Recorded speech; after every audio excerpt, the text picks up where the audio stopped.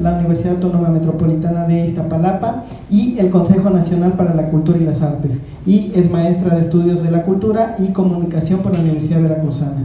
Actualmente labora en el Departamento de Investigación de la Universidad Pedagógica Veracruzana, centrando sus intereses en torno a políticas culturales y educación artísticas.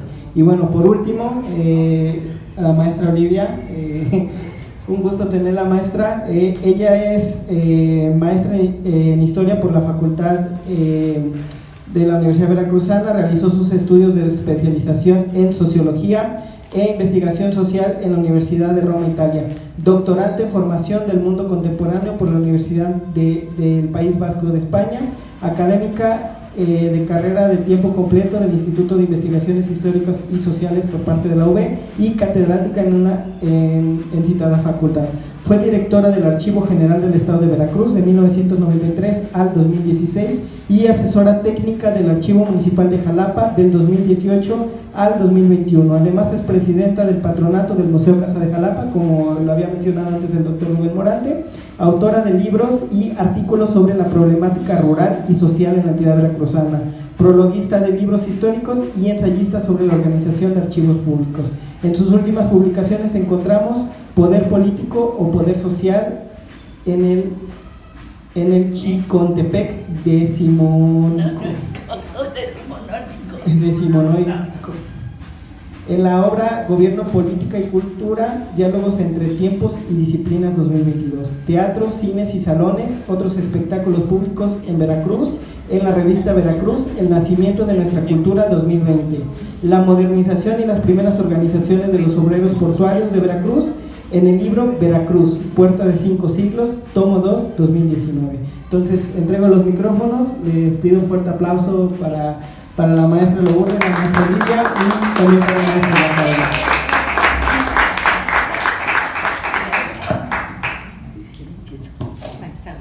Por favor. No sé la dinámica. Como se quiere. Primero los caballeros. No, sí, primero sí.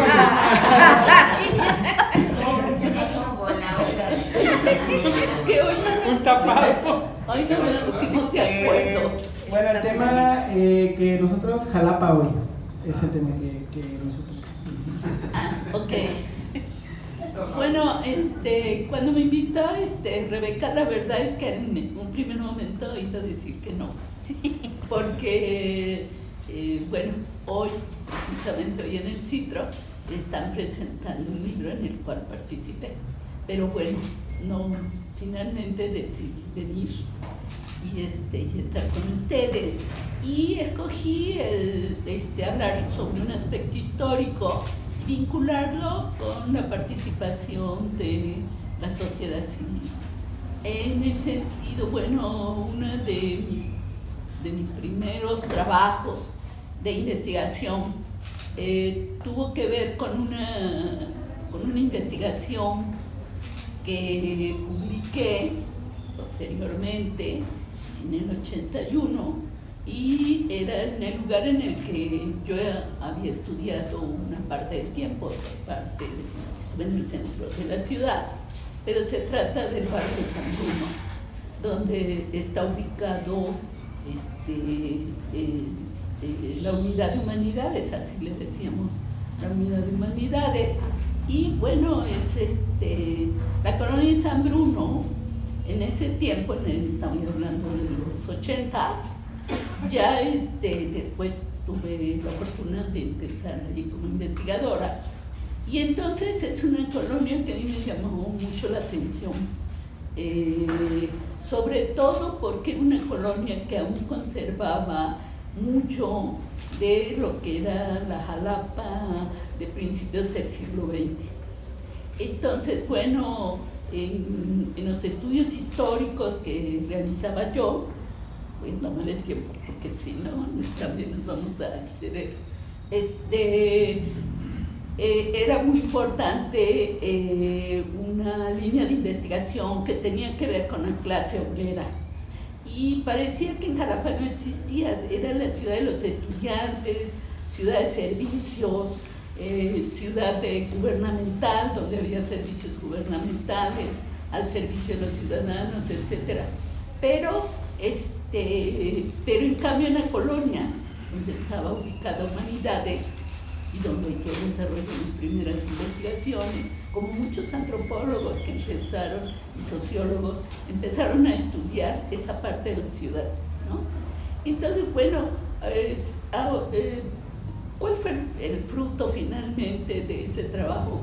Fue rescatar un episodio que tiene que ver con los primeros años del siglo XX. A pesar de que la congregación, antes de ser una colonia, era una congregación en el siglo XIX,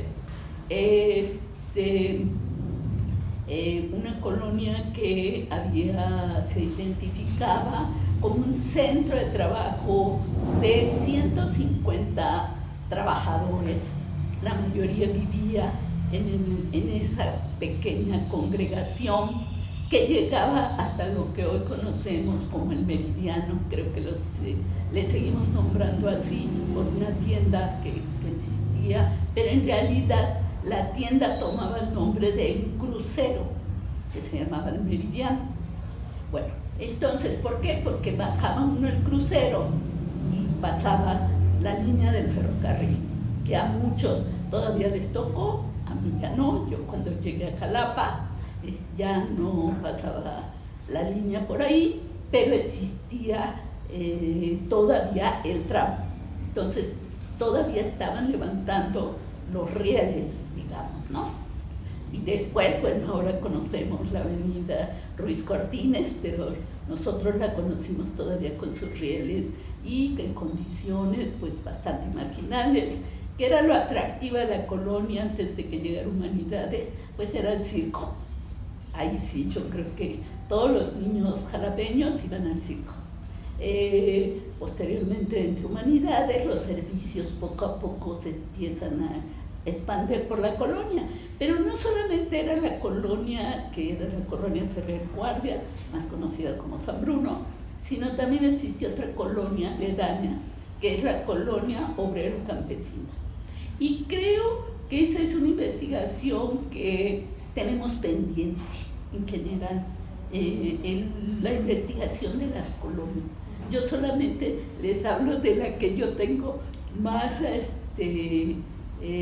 cercanía por mi estancia, primero como becaria, como estudiante y después como investigadora, porque ella estuvo en el instituto durante muchos años, y posteriormente por muchos amigos que hicimos en la colonia, ¿no? En especial yo tuve que hacer muchos amigos porque iba yo de puerta en puerta tocando para obtener la información que yo requería.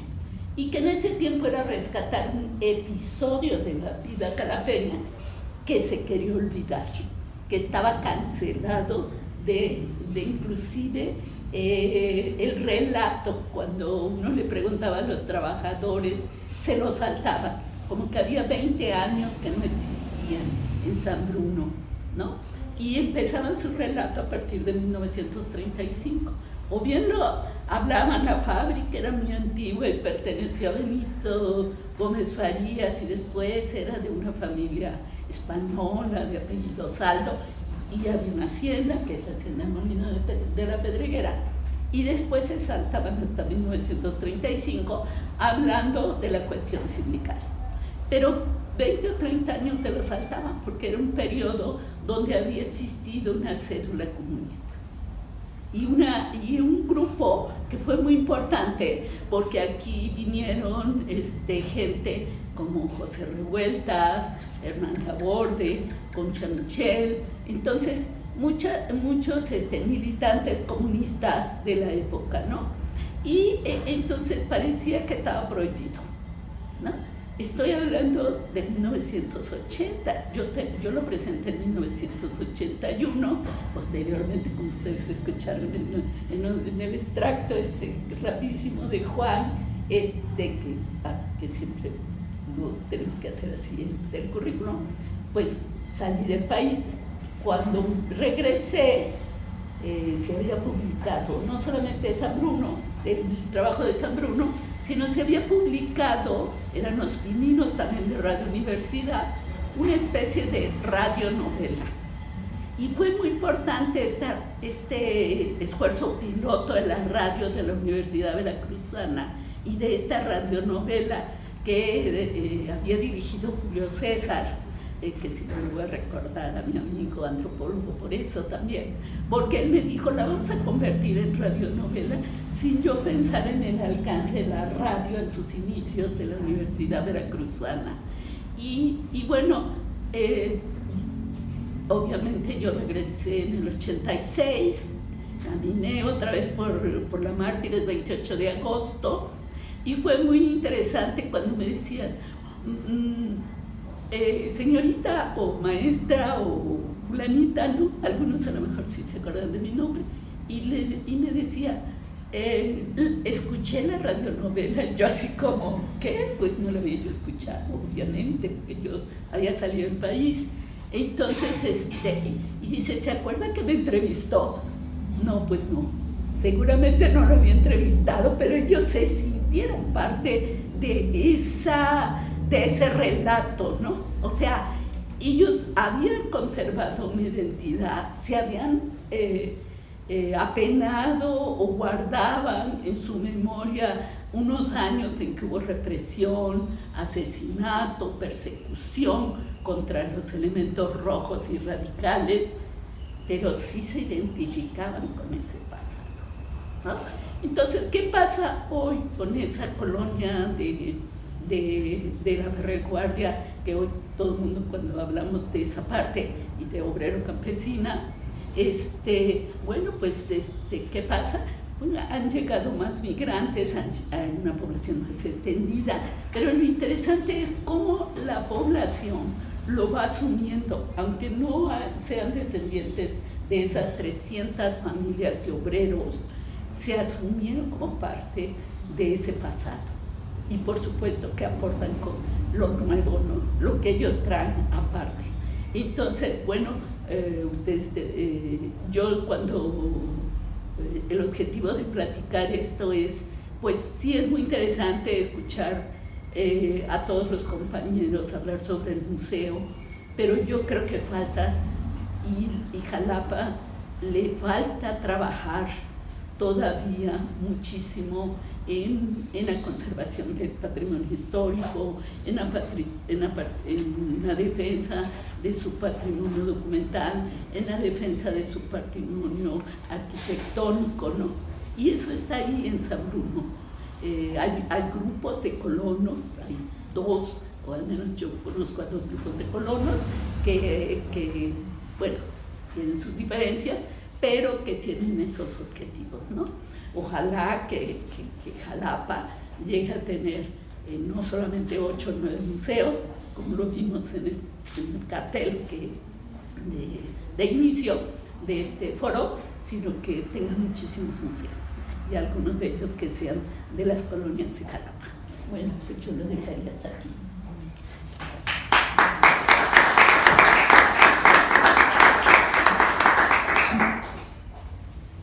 Pues retomo lo que dice la maestra Olivia, porque creo que precisamente uno de los pendientes es un museo en torno al movimiento obrero, ¿no? Que hay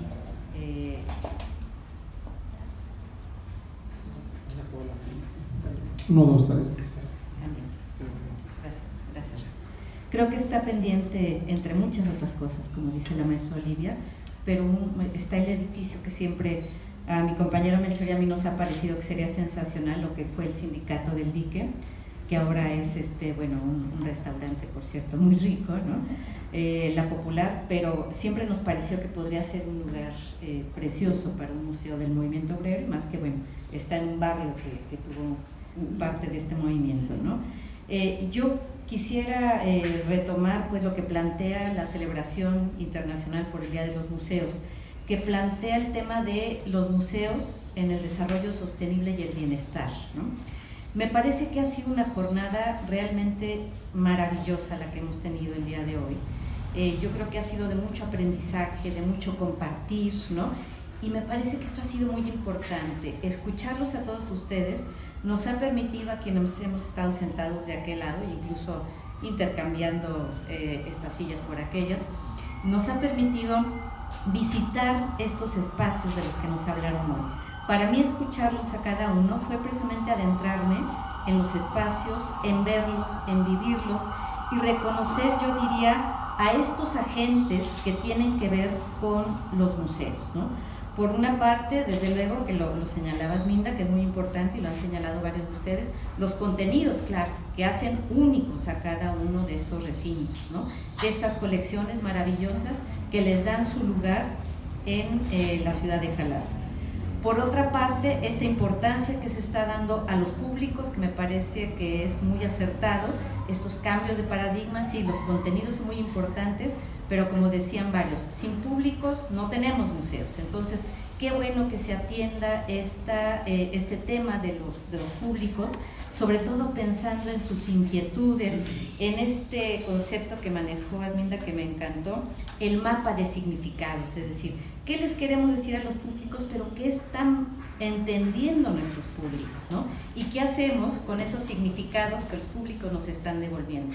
Esta parte me parece medular en este nuevo andar en los museos en Jalapa. Y finalmente, que yo creo que a lo mejor por modestia, a lo mejor por discreción o a lo mejor nada más por hacer énfasis en otros asuntos, se menciona muy de pasada que son quienes están en los museos, quienes hacen posible los museos, los trabajadores de los museos, ¿no? Y que en varios momentos coincidió, es que somos 4, es que somos 3, es que somos 2, ¿no?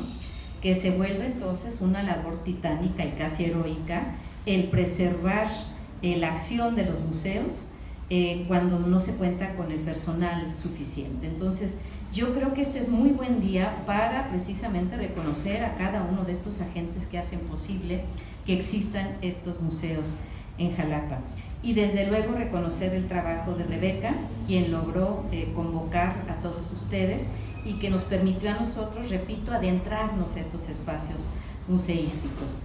Cuando Rebeca me hizo la invitación también y yo vi el tema de Jalapa hoy, bueno, me parece que es un tema tan amplio que realmente merecería un solo seminario, un coloquio, etcétera, sobre este tema, y que creo que sería pertinente hacerlo en un futuro próximo. Pero yo creo que cada uno de ustedes, y por eso no voy a repetir estos temas, estos asuntos, precisamente nos ha dicho a través de relatarnos cómo están viviendo ustedes desde sus museos, nos han relatado el Jalapa de hoy, ¿no? Y partimos precisamente con Isabela Garriga, que me parece fue muy importante su aportación, porque es la Jalapa de los años 50, los años 60, que ella nos manifestó además, ya era entonces una ciudad cultural, ¿no? Y por eso en el museo, en el primer museo, se hicieron este par de murales que ahora existen en otros espacios, ¿no? Por Mario Orozco, Alberto Beltrán, que ya estaban en esta ciudad. Es decir, la vocación cultural de Jalapa no es del siglo XXI, sino que se remota a principios del siglo XX e incluso antes de esto, ¿no? Ya hay muchas historias en la propia historia de Jalapa de la vida cultural. Entonces yo creo que las aportaciones de ustedes nos están dando este panorama. Esa Jalapa de los años 50, 60, que crea su museo de antropología porque de pronto, bueno, pues hay esta necesidad de dar orden a las colecciones. Y me encantó algo que dijo Isabel, dijo la alegría cuando llegaban con algunas piezas, ¿no? Y yo creo que esa alegría se vive en cada uno de los recintos, cuando se recibe parte de este patrimonio que decía la maestra Olivia, que está por ahí a veces sin cuidado. Creo que están cumpliendo una función realmente muy, muy importante. Yo estaba pensando cuando los oía a cada uno de ustedes y que siempre me parece que en la acción cultural es algo muy importante. Hablamos siempre, y esto ya es más que nada porque es lo que se nos solicita, de los beneficios cuantitativos, número de visitantes, etcétera, ¿no? Esta parte cuantitativa que es tan importante para justificar el dinero que se nos está dando, el costo-beneficio. Pero hacemos poco énfasis en los beneficios cualitativos. Es decir, cómo una persona que tiene una cercanía, una aproximación con cualquier expresión de la cultura, se transforma, ¿no? Y se transforma no solo en el momento, sino que a veces se transforma en toda su vida. Entonces, creo que tenemos que insistir, platicando con Lorenzo en la mañana, hablábamos precisamente de los problemas que se siguen teniendo en el sector cultural, en cuanto a que los presupuestos no son suficientes, y en el caso de Jalapa, que no contamos todavía con un espacio como un centro de convenciones donde pudieran realizarse de manera digna para todos los que se presenten allí distintas convenciones, expresiones, festivales, etcétera. Nos está faltando eso, ¿no? Pero no hemos logrado todavía sensibilizar, convencer de esta parte de beneficio cualitativo de la cultura. Creo que eso es lo que es difícil, porque además cuesta mucho trabajo. Hay dos investigadores chilenos estupendos, que son Pedro Wells y Thomas Peters, que ellos hablan precisamente de estos beneficios de la cultura. Y nos platican de una experiencia que tienen de los talleres, se me va ahorita el nombre, en Chile, de cómo van haciendo el seguimiento de jóvenes que llegan a tomar distintos talleres de expresión artística y van siguiéndolos durante varios años. Y finalmente se dan cuenta de que estas personas que tuvieron un acercamiento con las expresiones artísticas son de vocación democrática, por decir algo de lo que señalan ellos en este estudio, ¿no? Entonces, es indudable que la cercanía con la cultura nos transforma como seres humanos, ¿no? Y creo que en esto tenemos que seguir insistiendo mucho. Y desde luego, entonces, si volvemos precisamente al tema del Día Internacional de los Museos, que nos dice Museos, Desarrollo Sostenible y Bienestar, el bienestar que se está generando a partir de compartir los contenidos, las colecciones de los distintos museos, estoy segura de que está allí, ¿no? En esta aproximación de no solo de los niños, los jóvenes, los adultos, sino escuchamos las experiencias de Puebla con los adultos mayores, que es maravilloso. Cómo estos adultos mayores son ahora tomados en cuenta, que es una población que va creciendo cada vez más y encuentran su lugar en los museos también. Creo que fue verdaderamente conmovedor y además de interesante escuchar del Museo del Bombero, ¿no? Que es un museo yo diría, tan jalapeño, pero que nos toca, como decían varios de ustedes, nos toca tanto a todos, porque siempre el bombero es visto como esta figura, cuando uno es niño, que uno quiere ser, por todo lo que significa, ¿no? Porque es una labor altruista, porque es heroica realmente, el sacrificar incluso la vida. Pero yo diría, hoy, en el Día Internacional de los Museos, no me queda duda, y después de haberlos escuchado a todos, de que hay un crecimiento importante, sobre todo hay un interés que creo que es muy significativo en torno a los públicos, y esto me parece que va a reorientar muchas veces el quehacer de su labor, pero sobre todo mi preocupación sería la primera parte. Estamos logrando hacer sostenibles a los museos que actualmente existen en Jalapa, como interrogante, ¿no? Porque me parece que si consideramos que la sostenibilidad tiene que ver con que las generaciones futuras puedan disfrutar lo que estamos disfrutando nosotros ahorita, tengo un poco de duda de si lo estamos logrando, porque tenemos muchos factores en contra. Creo que tenemos que ocuparnos mucho de lograr este desarrollo sostenible para que estos recintos que tenemos ahorita sigan vigentes dentro de 20, 30 años y nuestros nietos puedan disfrutar de ellos, claro, a la mejor adecuando sus contenidos a lo que se va viviendo, ¿no? Que también esa es parte importante. Y puntualizar que me parece muy importante, la sostenibilidad de los museos tiene que ver también con la construcción de políticas culturales democráticas que apunten a la democratización de la cultura, desde luego, con el tema de derechos culturales, que tenemos una Ley General de Cultura y Derechos Culturales que está dormida y ya existe un reglamento y que no estamos haciendo valer, y creo que es un momento oportuno para ello, y reconocer el trabajo que está haciendo el municipio actualmente en cuanto a la recuperación del espacio público, que me parece muy importante. Se están realizando muchas actividades en el espacio público, en Jalitic, en distintas colonias. Eso me parece que es un acierto enorme después de que pasamos la pandemia, recuperar el espacio público. Pero me gustaría mucho también que ahora que tocamos el tema de los museos, a los museos se les diera la misma importancia que se está dando al espacio público, porque si bien son recintos, son espacios cerrados, pero forman parte de esta oferta pública en materia de cultura y tiene que ver con el cumplimiento de los derechos culturales, y el poder construir políticas culturales que nos conduzcan a una mayor democratización de la cultura. Felicito a Rebeca Buches y le agradezco porque es otra aportación muy grande que ha hecho a la ciudad, a todos los participantes por permitirnos adentrarnos a sus recintos con todo lo que nos narraron, y celebro, bueno, desde luego que estemos aquí en Casa Museo Jalapa. Muchas gracias.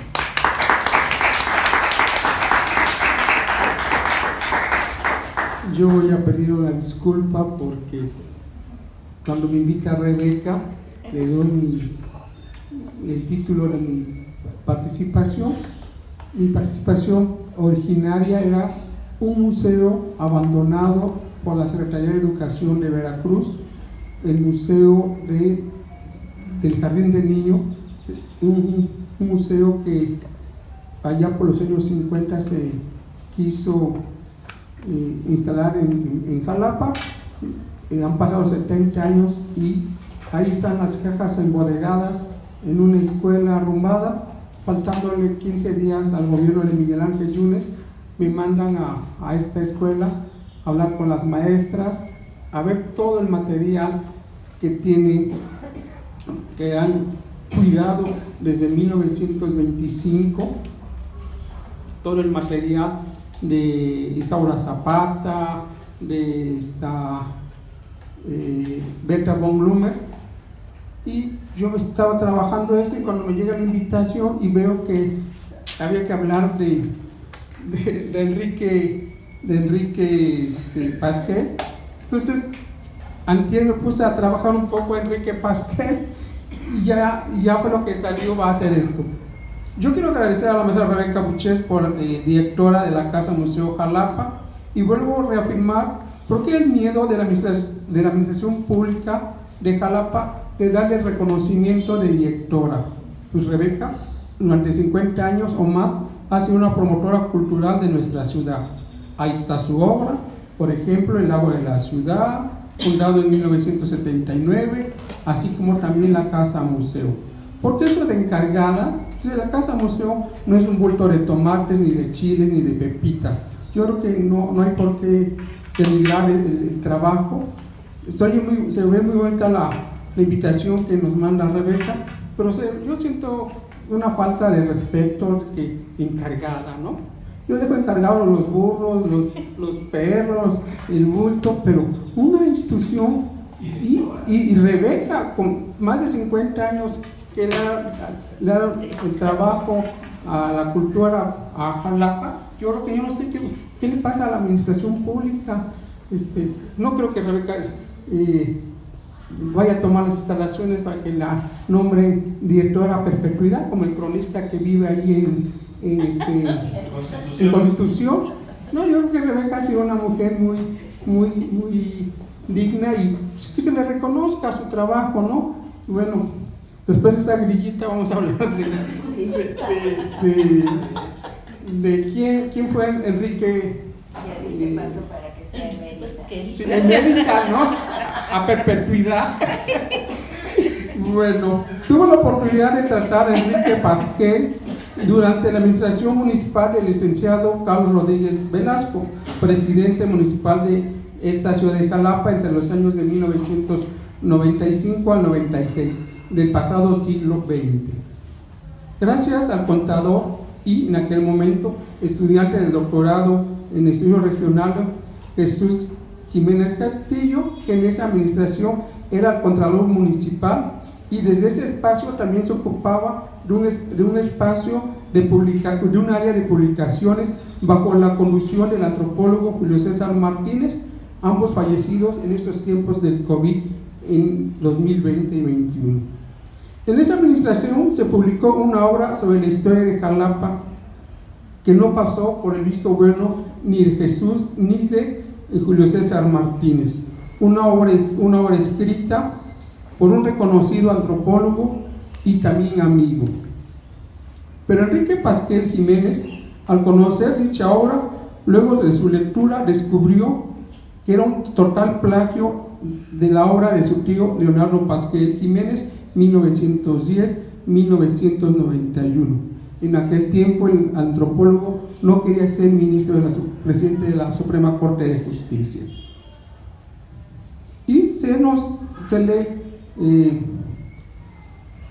se le invitó, Enrique Pasquel fue a reclamar al alcalde, el alcalde lo remitió a Jesús y a Julio César Martínez, los cuales ni conocían los motivos o por qué se publicó la obra. Es una obra que se publicó por la voluntad política del señor alcalde en ese momento, y don Enrique Pasquel, muy molesto por el plagio que se hizo.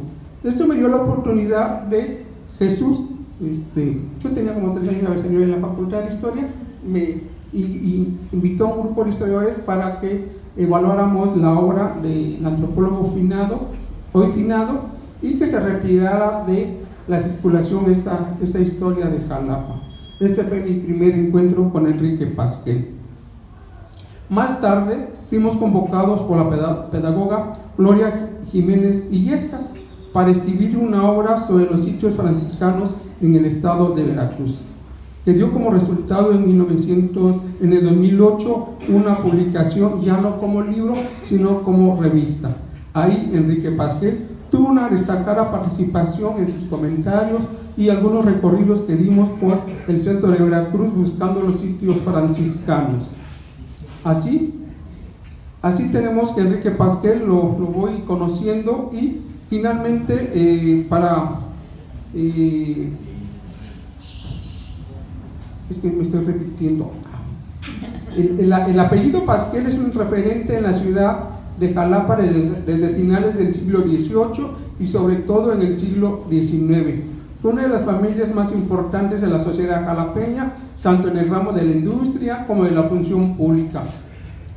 Un número importante de la familia Pasquel los encontramos en el servicio público en el nivel estatal y municipal. Seguramente Leonardo Pasquel ha sido el integrante que más luces ha dado a esta familia por su gran labor de historiador, no solo de la historia de Jalapa, sino también del estado de Veracruz, como también de su revista Jarocha, y docenas de ediciones de publicaciones sobre la historia de Jalapa y de nuestro estado de Veracruz, bajo el sello editorial Ciclatete. Enrique Pasquel Jiménez, de profesión ingeniero por el Instituto Politécnico Nacional, interesado por la historia local que lo vio nacer. Lo empezó a tratar, como he dicho, allá por 1995 sobre la obra. Y encontramos a un Enrique Pasquel, después de lo que logró que se retirara la obra de este antropólogo que había plagiado la obra de su tío. En 1998 inicia una serie de colaboraciones en el diario de Jalapa, en su segunda etapa, ya como organización editorial mexicana, bajo la dirección del periodista José Valencia. Así, Pasquel va a publicar una serie de pequeños artículos en el diario de Jalapa, son 20 artículos. Jalapa prehispánica, dos artículos, pongo la fecha de la publicación, el paso de Hernán Cortés, Jalapa en 2 mundos, el convento franciscano, que aquí tenemos la obra de Pasquel sobre el convento franciscano, el ámbito del siglo XVI, criollos y mestizos en el siglo XVI, cómo transcurrió el siglo XVII, el siglo de las luces, el periodismo en el siglo XIX, la lucha de la independencia en la región de Jalapa, la villa en su vida de la independencia, ciudad y capital del estado, décadas de acontecimientos y contrastes en la capital, la intervención de 1847, la capital viajera, contrastes de la capital, el combate de Camarón del 30 de abril de 1863, la visita de Maximiliano, monografía del doctor Pollot y los contrastes de la ciudad. Todos estos artículos fueron publicados entre el 15 de junio para celebrar el cumpleaños de la maestra Olivia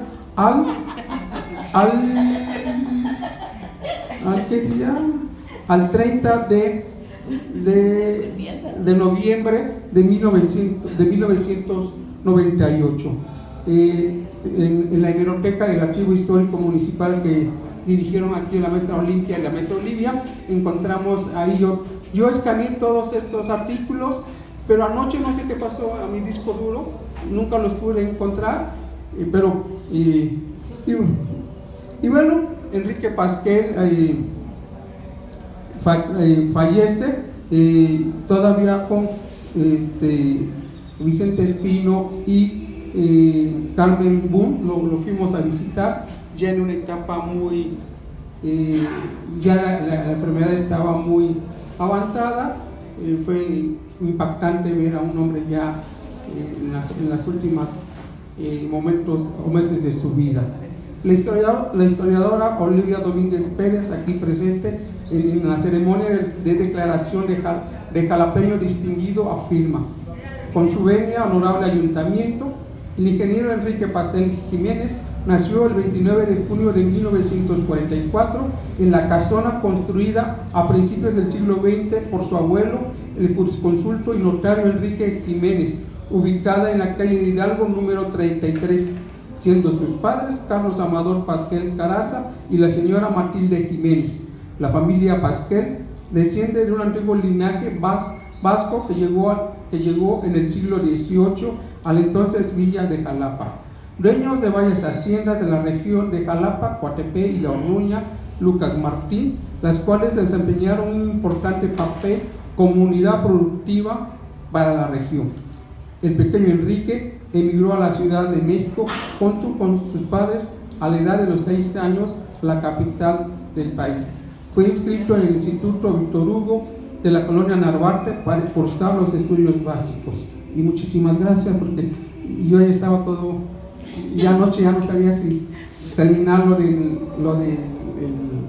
museo del preescolar o terminarlo de Enrique Pasquel. Muchas gracias por escucharme. Bueno, y si alguien tiene alguna pregunta, algún comentario. Bueno, yo nada más quiero hacer una reflexión, un agradecimiento, porque de veras que es muy dignificante en esta etapa ya post pandemia escucharles, y creo que tiene una similitud y hay una analogía con los museos, la presencialidad. O sea, si bien es cierto que ya ahorita con la tecnología podemos visitar el Museo de la Capilla Sixtina, por ejemplo, de manera virtual, yo insisto que no hay como la presencia, la interacción, ¿no? Es como un libro, o sea, podemos leerlo de manera virtual, pero bueno, tocarlo, abrirlo, ¿verdad? Ojearlo, incluso escribir sobre él, es una sensación que no tiene para mí. A mí se me Ahorita me hizo antoja. recordar el museo de Santiago con Fernando Bustamante, ¿no? Sí, Que te vas a tocar la piedra y la piedra se movía. el negro que te eleva hasta Júpiter. Sí, algo así. Claro, sí, por supuesto, ¿no? La energía que emana de ahí, ¿no? Y me recuerda ahorita en la plática de ustedes un meme, ¿no? En el Face, que sale y está un niño, un muchacho, frente a un cuadro en el museo, X museo, y entonces le hace así, cual tablet, ¿no? Así. Y le dice al señor vigilante: no, joven, se tiene que pasar al otro cuadro. Entonces esto nos habla de que, perdón por el acento, pero estoy muy orgullosa de mi acento sureño, ¿no? Pero, nos habla de la tecnología, lo que nos ha hecho olvidar a veces. Y ahorita en este momento se resignifica, ¿no? El contacto y la visualidad que también tiene uno, porque de hecho cuando ves, por ejemplo, en el museo, estoy recordando el museo de antropología, el segundo más importante de Latinoamérica, ¿no? Por ejemplo, y que no muchos jalapeños conocen. Yo he preguntado a mis alumnos, hay una gran cantidad de personas jalapeñas que no lo conocen. Entonces cuando tú estás frente a la cabeza olmeca, por ejemplo, ¿no?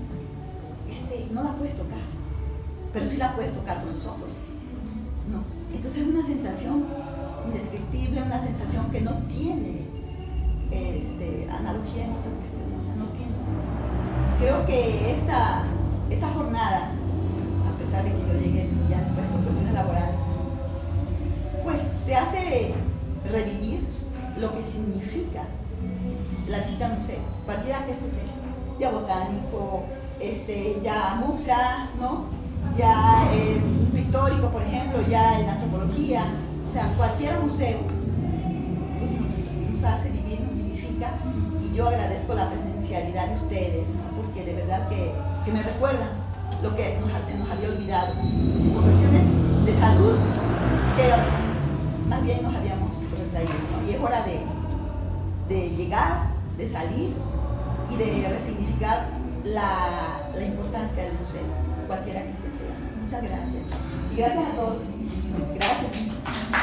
Bueno, ¿hay alguien más que tenga algún comentario? Nada más. Bueno, entonces esto sería todo por parte de la maestra Olivia, la maestra Lourdes y el maestro Ángel. Muchas gracias. Y bueno, ya casi vamos a terminar, ya la última parte. Vamos a proyectar un pequeño pero un gran documento.